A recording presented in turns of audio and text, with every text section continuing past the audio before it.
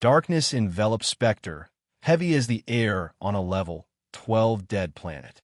He opened his eyes, but his vision blurred, as if someone had drawn a curtain across his mind. The clank of metal echoed as he struggled, only to find his wrists and ankles tightly bound to a cold alloy chair. A blinding white beam from an overhead spotlight shone directly into his face, forcing him to squint, his dark brown pupils contracting. A dull, throbbing pain spread through his head, not from a physical wound, but from a strange void, as if his memories were a book with pages torn out. He took a deep breath, his chest expanding in the tattered SOR armor, still carrying the scent of smoke and metal from distant battles. The acrid chemical smell in the air stirred fleeting memories of military labs on Earth, where he was forged into a super soldier. But why was he here? An explosion, a flash of light from a thermal weapon, and a non-human figure gliding past.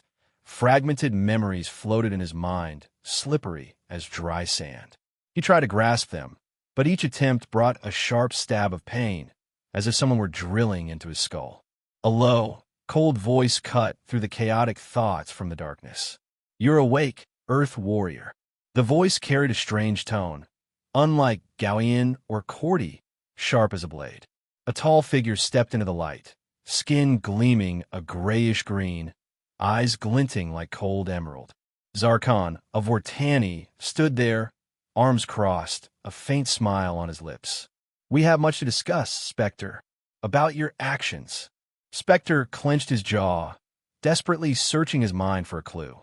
A name, Varnak, flashed, along with an image of an empty space station corridor, blood pooling on the metal floor. But it vanished quickly, leaving a sense of unease. "What do you want?" he growled, voice hoarse, his eyes fixed on Zar'Khan, searching for a crack in his. Zar'Khan, with his glinting emerald eyes, paced slowly around him, his voice low, resonating as if from a deep abyss. "Varnak," he said, deliberately emphasizing each syllable. "The Gaoian councilor. Tell me, Specter, about the moment you ended his life." A needle from a device in Zar'Khan's hand pierced Specter's shoulder, and a searing pain surged through him, dragging fragmented images. A space station corridor, flickering lights, and blood pooling on the metal floor. Specter clenched his teeth, trying to hold onto the memories, but they slipped through his grasp like fleeting shadows. He saw himself in SOR stealth armor, lurking in the darkness of a technical corridor on the neutral space station Zylara 7, where the Galactic Council convened. The order came from a hidden source, through a comm device emitting a distorted signal, marked with an unfamiliar double-crescent symbol. Varnak, a Gaoian with silver-gray fur and sharp golden eyes, was the target. He was the Council's loudest voice, fiercely opposing a new resource extraction law that allowed Corti corporations to mine mineral-rich planets, including those under Gaoian control. Varnak called it cosmic plundering, arguing it would strip resources from weaker species to enrich the Corti and their allies, including humans. Specter hid behind a ventilation grate, his breathing slowed, the thermal blade in his hand humming faintly, hot as a small star. Varnak's footsteps echoed, steady, confident. He walked alone, a fatal mistake. Specter glided out like a shadow, his blade slicing a perfect arc across Varnak's throat. Blood sprayed, crimson against the alloy floor, and Varnak's golden eyes widened, not in pain, but in shock, as if he knew something Specter didn't. A second later, Varnak collapsed, his breathing stopped, and Specter vanished into the darkness, mission complete. But as the memory returned in the interrogation room, Specter felt a chill. The comm device with the double-crescent symbol, it wasn't SOR, wasn't human. He recalled a fleeting moment. Just before striking, Varnak had turned his head, as if sensing his presence, and whispered, "You're being used." Those words, buried in Specter's mind, surfaced now, sharp as Zar'Khan's needle. He clenched his fists, nails digging into his palms, struggling to understand why those words unnerved him. Varnak's death shook the Galactic Council. With his opposition gone, The extraction law passed 3 days later, paving the way for Corti corporations to deploy massive machinery on Zorth Prime, a resource-rich planet with shimmering mineral deposits under a blood-red sky. The local Gaoian tribes, who lived off the planet's land, rebelled, armed with guns of unknown origin. Conflict erupted across the sandy plains, with Corti mercenaries and Gaoian warriors clashing fiercely, drawing SOR intervention to protect human interests.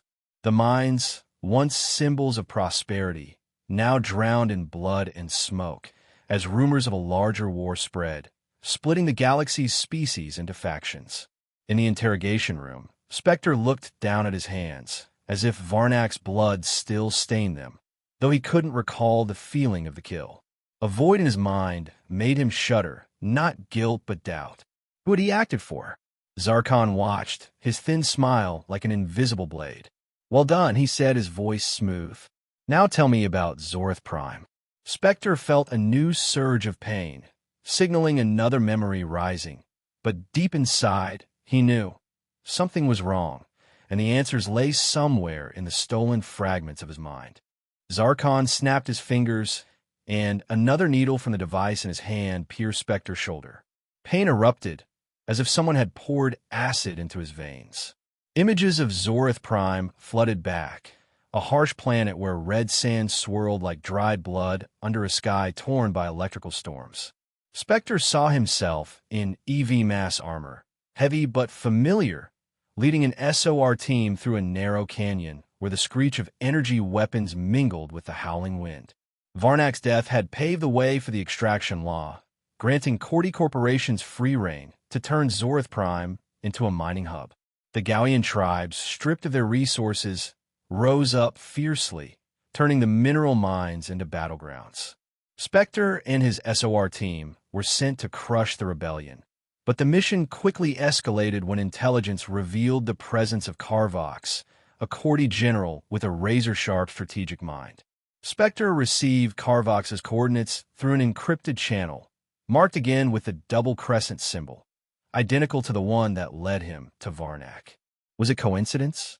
Under a blinding sandstorm, Specter climbed a rocky ledge, his visor coated in red dust. Below, Carvox stood among his Corti guards, his cold voice crackling through a comm device. Specter aimed his energy rifle, finger brushing the trigger. A brilliant blue beam tore through the air, piercing Carvox's chest. He fell, his sleek armor shattering, and the Corti forces collapsed in panic. The SOR secured the mine, but the victory was bitter. Specter turned to see Cal, his teammate, with a smile that defied all danger. Lying motionless, blood mixing with the red sand, a shrapnel fragment lodged deep in his chest. The memory made Specter tremble, not from the serum, but from the pain of loss. Another image flashed. In the dust, a tall figure with gray-green skin stood silently on a distant ledge. A Vortani. He didn't shoot, didn't run, just stared at Specter, his gaze piercing before vanishing. The double-crescent symbol on the comm device resurfaced in Specter's mind, like a forgotten warning. He had thought it was SOR intelligence, but now he wasn't sure. Who had positioned him there, guiding him to Carvox like a pawn? The victory on Zorth Prime brought no peace. The Gaoian tribes, armed with advanced energy weapons from an unknown source, kept fighting, turning the planet into an inferno. Rumors spread across the galaxy. A shadowy force was supplying weapons, pushing species into conflict. The Galactic Council descended into chaos, with delegates accusing humans and Corti of orchestrating the conflict to control resources. Some whispered of a third, unseen player pulling the strings. Specter looked up, his burning gaze locking onto Zar'Khan. "Keep asking," he growled, his voice hoarse, as if challenging both the serum and his interrogator. Zar'Khan smiled, his eyes glinting like a blade. "Well done," he said. "Now, Dr. Zylara, tell me about her laboratory." Specter felt his breathing grow heavier, as if the air in the interrogation room was constricting his chest. Zar'Khan, with his razor-thin smile, leaned forward, his voice smooth but icy. "Dr. Zylara, he said, slowly enunciating each word. Her in her laboratory. Tell me, Specter, about the day you destroyed everything she built. Another needle pierced his neck, the serum like liquid fire flooding his veins, dragging vivid images. A barren planet, a laboratory hidden deep in rock, and a Rorire face with radiant, determined eyes, until that light went out. Specter saw himself on Keltar, a desolate world with a gray sky and howling winds carrying radioactive dust. The mission came through an urgent, encrypted channel, marked again with the familiar double-crescent symbol. Dr. Zylara, a renowned Rorire scientist, was accused of developing a bioweapon capable of wiping out species based on genetic markers, threatening the entire galaxy.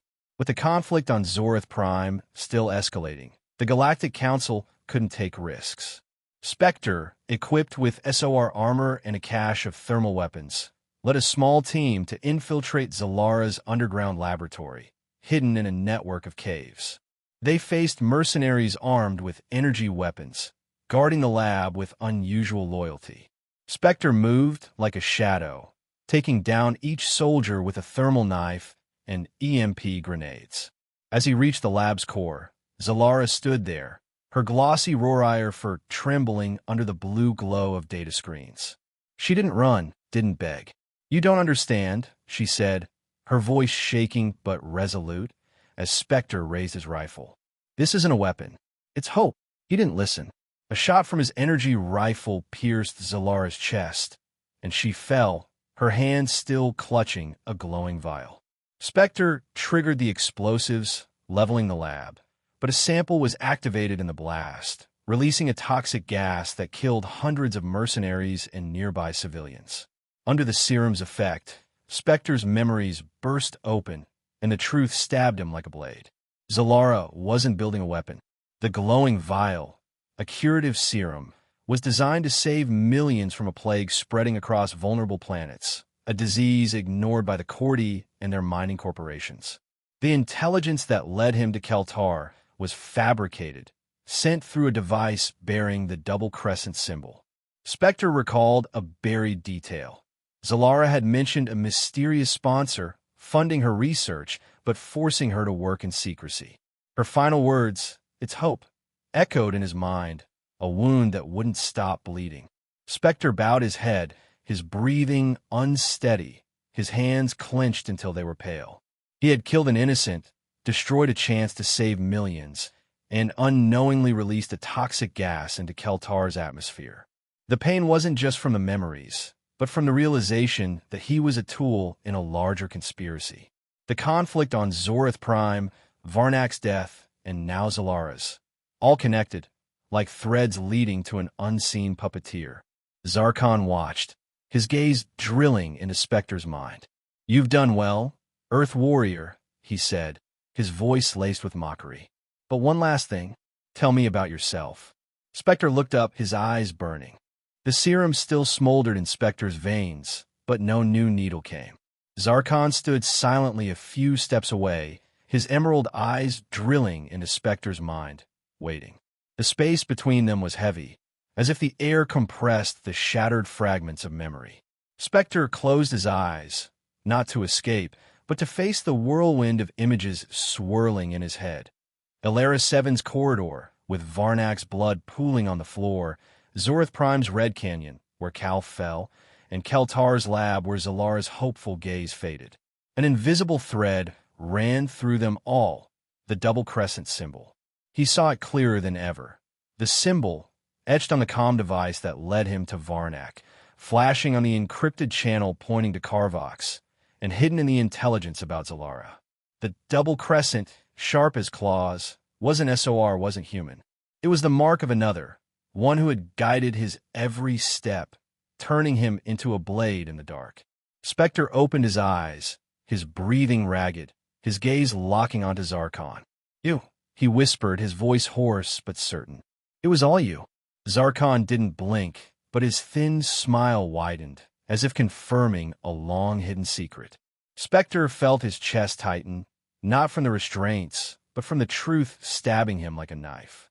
Varnak, who opposed the extraction law, died to pave the way for the Zorth Prime conflict. Carvox, the Corti general, was eliminated to weaken the Corti-human alliance, pushing the Gaoian toward new enemies. And Zylara, who could have saved millions, was destroyed to ensure a plague spread, sowing chaos across the galaxy. Each mission was a piece of Zar'Khan's plan, of Vortani, to ignite an intergalactic war where species tore each other apart, clearing the path for his rise to power. But the deepest pain wasn't Zar'Khan's scheme, it was the truth about Specter himself. He wasn't a hero, not the warrior forged by SOR to protect humanity. He was a puppet, his memories warped by serum, his actions driven by forged orders. Every cut, every shot, served the interests of the figure before him. "What am I?" Specter roared, his voice breaking, his hands trembling with rage. "A tool? A beast for you to command?" Zar'Khan tilted his head, his eyes glinting as if savoring Specter's collapse. "You are my masterpiece," he said, his voice smooth as silk. "But even a masterpiece needs refinement." Specter felt a crack in his mind, as if the final wall shielding him from the truth had shattered. He recalled fleeting moments, Varnak's whisper, "You're being used," the Vortani's gaze on Zorth Prime, Zylara's voice, its hope. All warnings. Blood surged in Specter's veins, not from the serum, but from the burning survival instinct of an Earth warrior, forged on a level, 12 dead planet. Zar'Khan stood before him, emerald eyes glinting with smugness, the metal device in his hand still gleaming like a threat. "You are my masterpiece," he repeated, his voice smooth as a blade sliding through silk. But Specter was no longer a puppet. The fragments of memory, Varnak's blood, Zorth Prime's red sand, Zylara's hopeful gaze, had fused into a sharp truth. Zar'Khan, the Vortani, had orchestrated every mission, turning him into a blade to sow chaos for his intergalactic war. Specter clenched his fists, feeling the alloy restraints bite into his flesh. Zar'Khan had underestimated the will of an SOR warrior, forged in humanity's harshest crucibles. The moment Zar'Khan turned to check a data screen, Specter surged, muscles taut like steel. He twisted his wrists, finding a flaw in the restraints, a slight design error, an imperfect joint. With a sharp crack, the bonds broke, alloy fragments clattering to the floor. Zar'Khan spun around, eyes wide, but it was too late. Specter lunged like a storm, slamming a fist into Zar'Khan's chest, sending him staggering into a metal wall. "You thought I was your tool?" Specter roared, his voice trembling with rage and pain. Pain for Cal, for Zylara, for the lives destroyed by his own hands. Zar'Khan swung the metal device, but Specter caught his wrist, twisting hard, sending the needle clattering to the floor. A kick to the knee brought Zar'Khan down, but the Vortani wasn't easily broken. He sprang up, claws flashing, slicing a gash across Specter's shoulder, blood spraying red. The fight was a deadly dance in the cramped space. Specter, without his SOR armor, moved with a super soldier's precision. He dodged a slash, landing a punch to Zar'Khan's jaw, snapping his head back. "Varnak, Carvox, Zylara," Specter growled, each name a blade in his mind. "You used me to destroy them, to spark war." Zar'Khan laughed, a guttural sound, gray-green blood dripping from his mouth. "War is inevitable, Specter. I merely hastened it."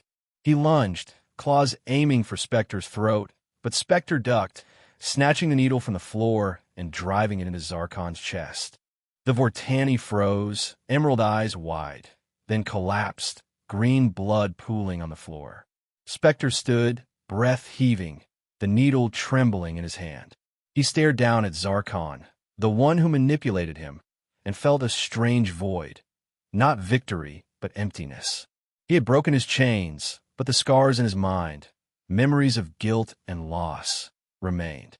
Specter stood amid the wreckage of the interrogation room, Zar'Khan's green blood pooling on the alloy floor, the flickering screen displaying the double-crescent symbol with the words, "The plan continues."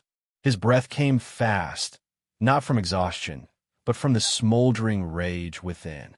Zar'Khan was dead, but the truth still lurked, a shadow in his mind. He searched the room, finding a damaged locator device bearing the same double-crescent symbol.